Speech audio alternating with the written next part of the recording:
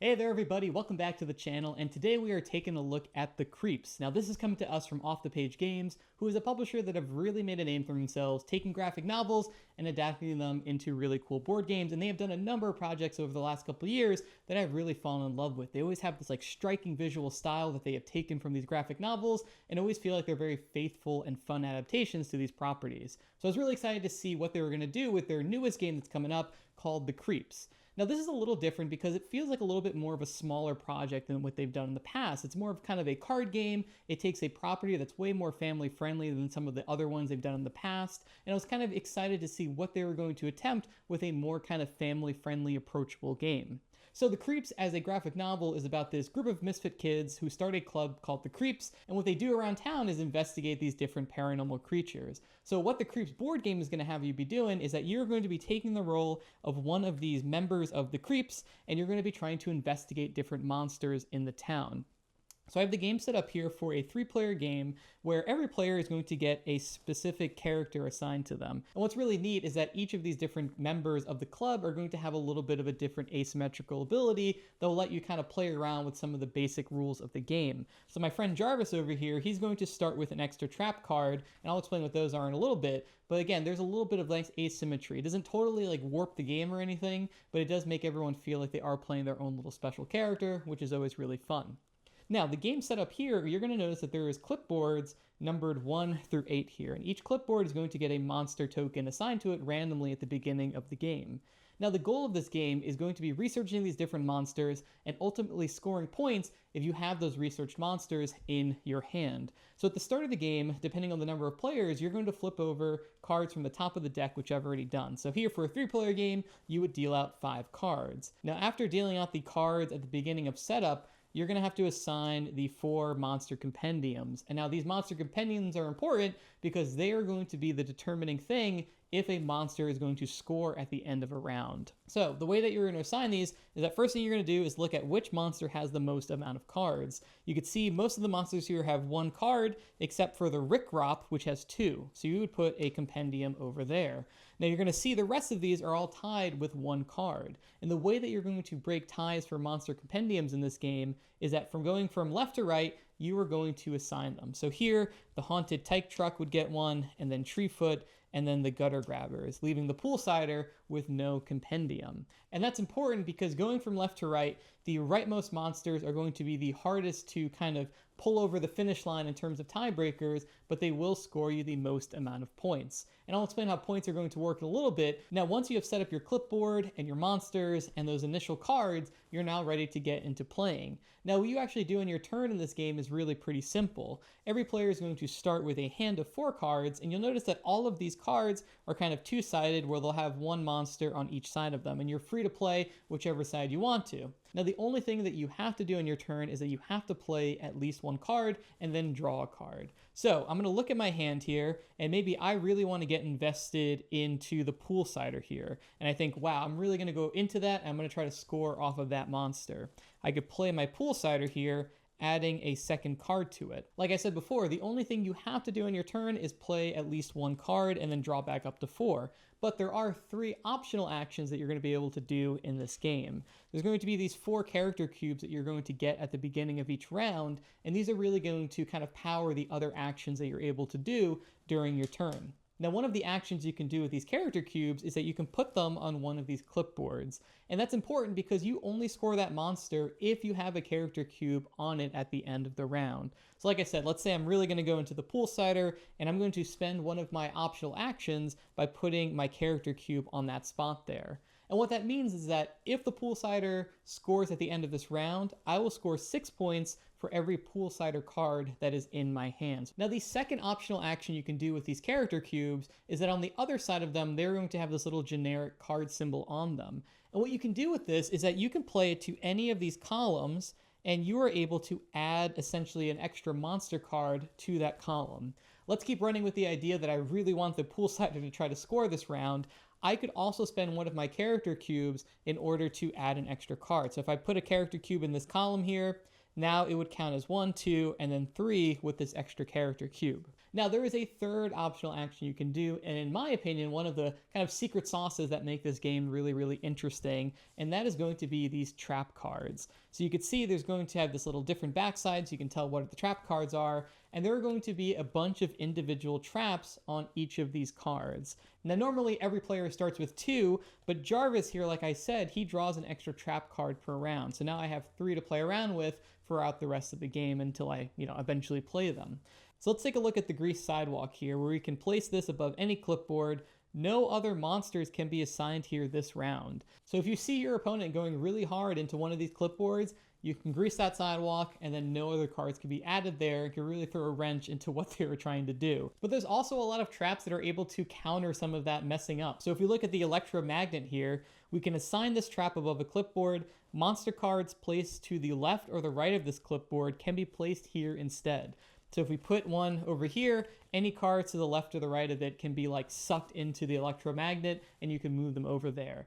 Identity theft here, you can assign your monster card to any clipboard. So even if you don't have a matching card, you can place it to any clipboard using this trap. And these traps just add a lot of interesting twists and choices as you're playing throughout the game. Now, the other feature you're going to notice on these trap cards is that on the top left, there's going to be a silhouette of a character cube, either 1 or 2. Now, what that means is that you need to have at least that number of character cubes in your supply in order to use that card. You don't need to actually spend them, you just need to have them in your supply.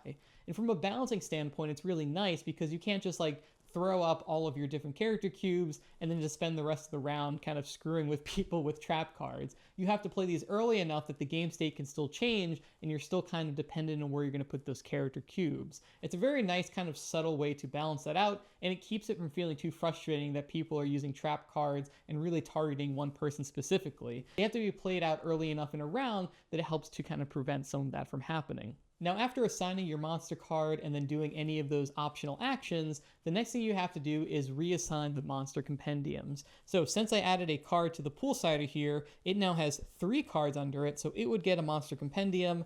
The Rick Rop has 2, so it would get 1. And now we still have this 3-way tie for 1 cards, so the Tyke Truck and the Treefoot would keep it, because looking at tiebreakers from left to right, they would keep them where they are.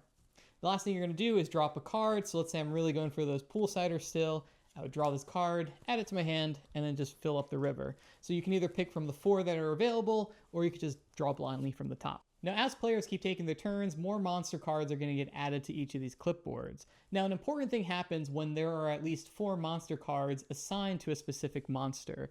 Once that happens and you do that reassigning of all the compendiums, you're going to flip them over and they're going to be fully researched. And now, once there are 4 compendiums that are fully researched, that is what is going to trigger the end of the round. So let's take a look at this example here. As the round goes on, cards get played. This is kind of what a final board state might look like. So we would look into this final reassignment here. So the Fridge Goblin has 4 and has highest priority. Treefoot over here has 4. The Poolsider has 4. And then the Gutter Grabbers has a whole bunch of character cards here, and it has 4. So this would then trigger the end of the round.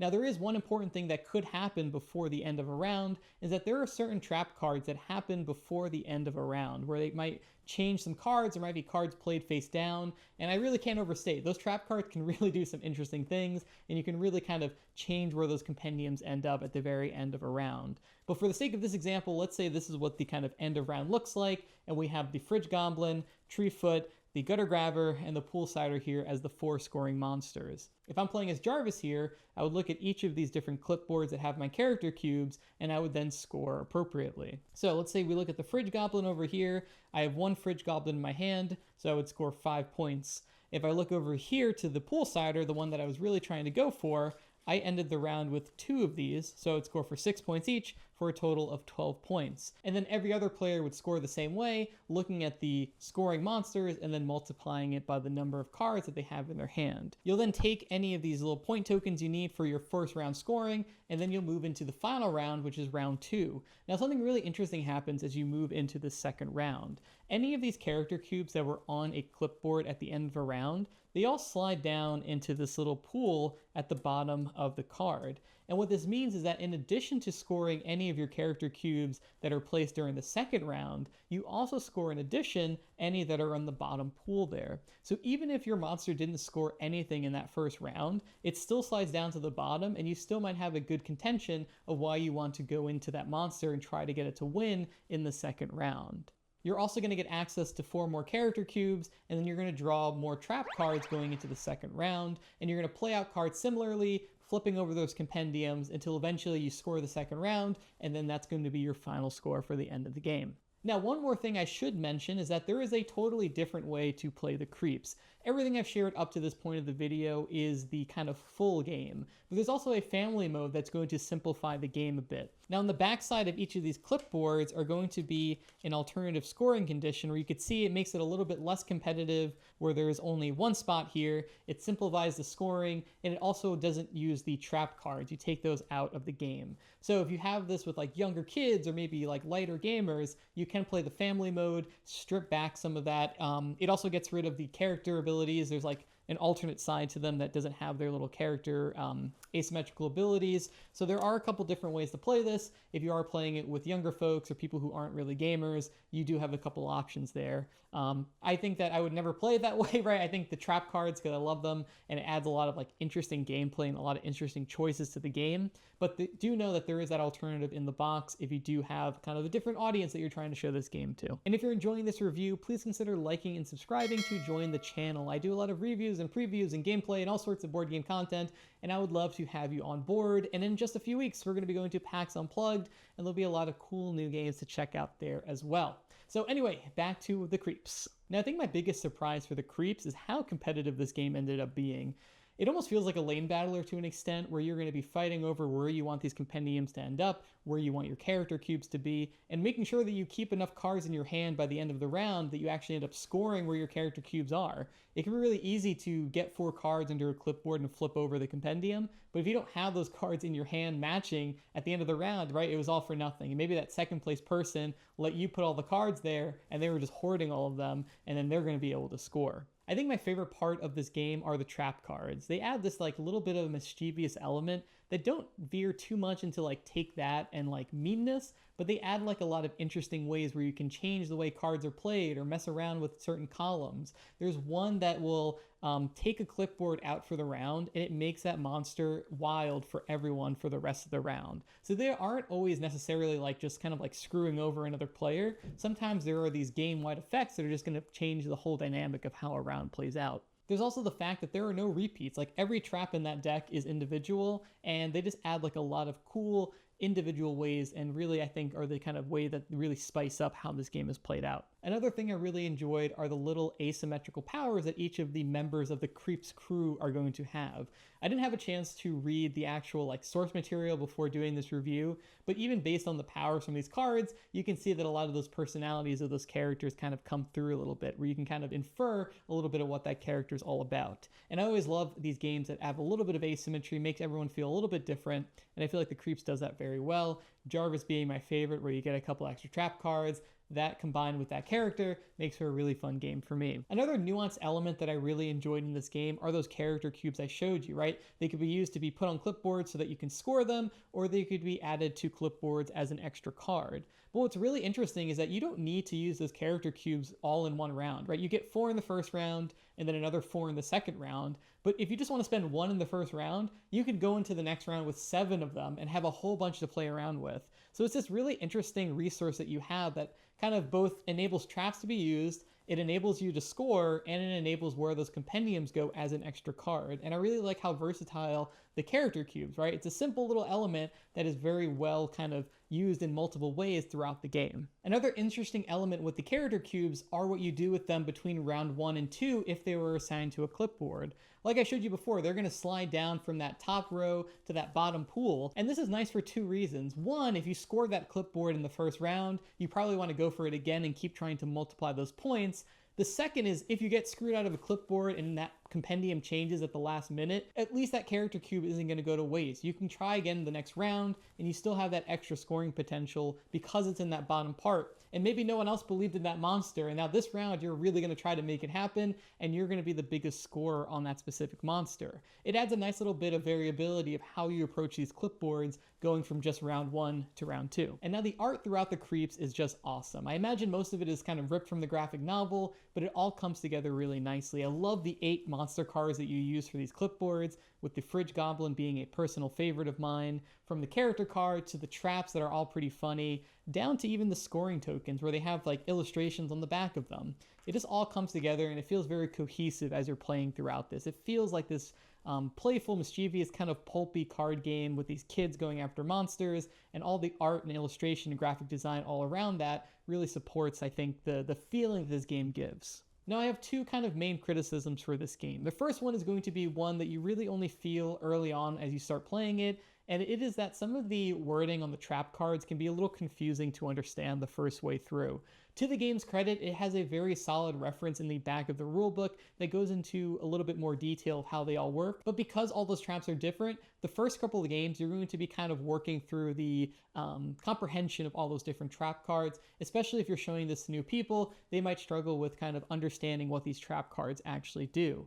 My second complaint comes from the player count. At a higher player count, so this plays from 2 to 5, I really like this at 2 and 3. I find that at a higher player count, the way that the cards shift around can be a little frustrating of like, okay, I'm going to plan this, I'm going to lay down this trap, but the time that 4 more cards are assigned, it can feel that you don't have that much control, so it really changes, I think, what the game is. I find that at 2 and 3, it feels a little bit more strategic. You can use those trap cards a little bit more deliberately, and just the way that I found myself enjoying the game. But I think at 4 is probably where I would personally cap it out. I don't think I'd ever want to play it with 5 people necessarily. So overall, I really enjoyed my time with the creeps. I ended up enjoying it way more than I thought I was going to. I remember playing the first round of the first game I played of this. I didn't really like get what was going on really, like where was the interesting things going to come from. And I think after that first round of scoring, it really hit me. That dynamic of needing cards in your hand in order to score, while simultaneously wanting to play them to clipboards so that you can actually make sure that a compendium is over them and if they'll score at all, is really, really interesting. And combine that with traps that really let you mess around with just the way the game plays, it just makes for a lot of interesting and fun gameplay. So all in all, I'm going to be giving the creeps a Silver Apprentice meeple. If you like card-driven games that are pretty confrontational, I think that was my biggest surprise from this whole game, is that playing these cards out and trying to battle these compendiums back and forth was really, really competitive, but it was fun. It keeps this kind of light-hearted air to it with the traps and kind of just doing some goofy things that it never kind of gets too serious. And I just really enjoyed my time with it. Add in the fact that it has adorable art with these funny cards and these like traps and these monsters, and you have these like kind of light asymmetrical elements to it with these characters. It just made for a really good time. So I am happy to see this in the off-the-page lineup. Like I said before, they do typically kind of heavier, more mature games, and I like that they have a game that is taking a graphic novel that's kind of more geared toward kids and families and making it into an equally fun game. Add in the fact that you have that family variant if you want to just play with, again, younger kids or just different game groups. It is really, really nice. Another excellent entry from Off the Page Games, and I can't wait to see what property they're going to do next. I'd also like to thank Off the Page for sending me a review copy of the creeps for this video, and while they do provide the game, there is no editorial input as far as what is included or my opinion in the video. So thank you all again for watching, and I will see you on the next video. Bye.